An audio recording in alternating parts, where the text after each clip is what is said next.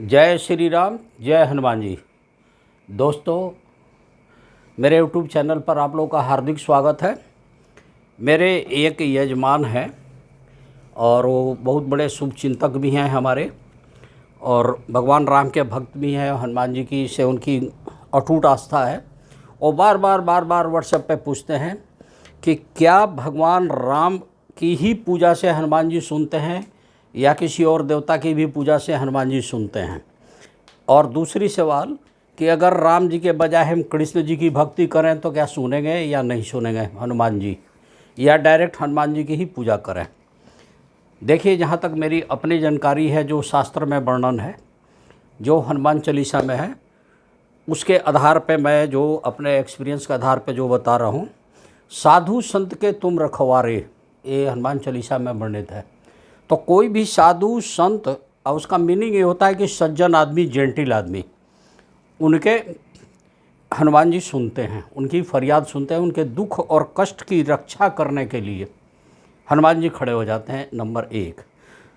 और राम जी जब पृथ्वी छोड़ के वैकुंठ लोक जा रहे थे, वैकुंठ धाम, तब भी उन्होंने हनुमान जी को यही आदेश दिया था कि हनुमान जी आप इस पृथ्वी पर रह के कलयुग में मेरे नाम का प्रचार प्रसार करना और रक्षा करना हमारे भक्तों की, उनको कोई कष्ट न हो।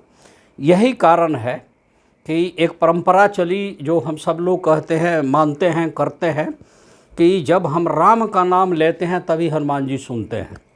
अच्छा, हनुमान जी एक महान तपस्वी और त्यागी आदमी रहे, त्यागी देवता हैं। तो क्या होता है कि आप उनकी चाहे कितनी भी भक्ति कर लो, कुछ लगो, उनका ध्यान उधर नहीं आएगा। अगर वही राम जी का नाम लेना शुरू कर देते हैं कोई भी राम भक्त, तो उनका कान खड़ा हो जाता है और वो खड़े हो जाते हैं। जो संकट मोचक शक्तियां हैं, ऊर्जा हैं, वो सब आपके इर्द गिर्द आ जाती हैं और आपके बॉडी का ऑरा में हनुमान जी का पूरा शक्ति समाहित होने लगती है। तो हर संकट से आपका मोचन होना शुरू हो जाता है। तो ये ध्यान रखिए। और जैसे एग्जाम्पल छोटा सा दे रहा हूँ, और कई लोगों ने इसका प्रयोग किया है, मेरे सबसे डिस्कस भी होती है। अब एक साहब हैं, सुबह शाम उन्होंने वो लिखा है, काउंटर बोलते हैं, माला जपने का नया जो चला है, और वो राम राम राम राम सुबह और शाम करते हैं। एक और लेडीज हैं, वो 1008 सुबह 1008 शाम को करती हैं। भगवान के दया से जब से वो लोग करना शुरू किए हैं, उनका काया पलट होना शुरू हो गया है। एक भक्त ऐसे हैं, वो सीधे राम जी का नाम न लेके सीताराम सीताराम सीताराम। अब आपको मैं बता दूं, इसमें हम क्लियर कर दें, राम का नाम अपने आप में परिपूर्ण है। कोई ज़रूरी नहीं है कि सीता लगाओ ही लगाओ। आप सीताराम सीताराम भी बोल सकते हो, राम राम राम राम भी बोल सकते हो। इसीलिए मरते दम बूढ़े लोगों को सिखा दिया जाता है कि आप राम राम राम राम राम बोलते जाओ। तो जितना राम का नाम बोलेंगे उतनी उनकी काया पलट होती है। देखिए, एक कलयुग की बहुत बड़ी विडंबना है, जा पर कृपा राम की होई ता पर कृपा करे सब कोई।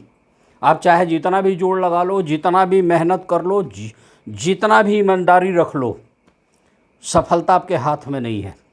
लेकिन अगर राम नाम का जाप करते हुए आप अपने निष्ठा के साथ अपने कर्म को करते हैं, तो उसमें सफलता की परसेंटेज बहुत ज़्यादा बढ़ जाती है और आपको सफलता मिलती है। ठीक है।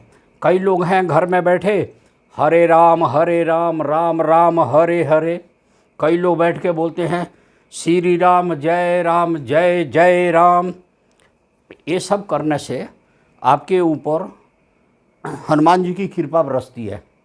और सबसे बढ़िया तरीका मैं बता रहा हूँ, राम दरबार की तस्वीर घर में रखिए, एक दीपक जलाइए, दीपक के नीचे थोड़ा सा चावल वगैरह चाहे कोई अनाज रख लेना चाहिए, और उसमें हमने बोला है दीपक में एक लौंग डाल दें, चाहे जो भी डाल सकते हैं, और वहाँ पे आप पूजा कीजिए।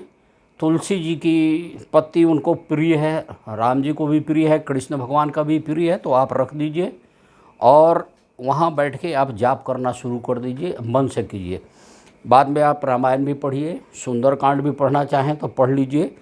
अगर पूरा हनुमान चालीसा याद नहीं है तो 1-2 चौपाई तो याद होगी, वो बोलना शुरू कीजिए। प्लस आपकी जो मनोकामना है वो पूजा जब स्टार्ट करेंगे तो भगवान को बताना पड़ेगा कि हे जी मैं इसलिए कर रहा हूँ। और जो लोग बिना निस्वार्थ उस हिसाब से पूजा करते हैं, अपने मन की कोई भी बात नहीं बोलते हैं, बोलता है कि जैसा आप करोगे वो सब मेरे को मंजूर है और मुझे खुशी है, और वो पूजा करते हैं और राम का नाम जपते हैं, तो हनुमान जी उसका कल्याण कर देते हैं। देखिए मैं एस्ट्रोलॉजर हूँ, मैं क्या करता हूँ कि जन्म कुंडली देखने के बाद कई उसमें बड़े ख़राब भी योग मिलते हैं किसी किसी के। महाकंगाल योग देख लिया किसी का।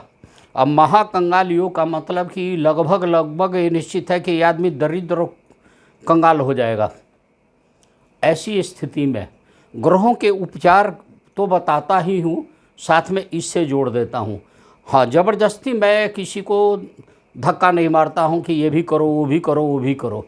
जो उसके ग्रह है उसका उपाय मैं करता हूँ, चाहे कर्ज की समस्या हो, लड़की की समस्या हो, संतान की समस्या हो, मकान लेना है, नौकरी की समस्या हो, माने तरह तरह की है। चाहे उसके कुंडली में 20 योग हो, चंद्र 20 हो, 20 माने जो भी इस तरह का योग हो, खराब बीमारी का योग हो, या वो किसी बीमारी से ग्रसित हो, या केस मुकदमा में फंसा हो, तो ऐसी स्थिति में उस ग्रह का पूर्ण उपचार करके उसका रूट को पकड़ लेता हूँ कि क्या चीज़ है जिसके कारण इसके ज़िंदगी में ये समस्या आ रही है या आने वाली है, या किस कारण से इसके दुर्घटना होगी या इसके बार बार दुर्घटना होते हैं। तो उसका उपाय करते करते फिर राम जी के शरण में, हनुमान जी के शरण में देते हैं।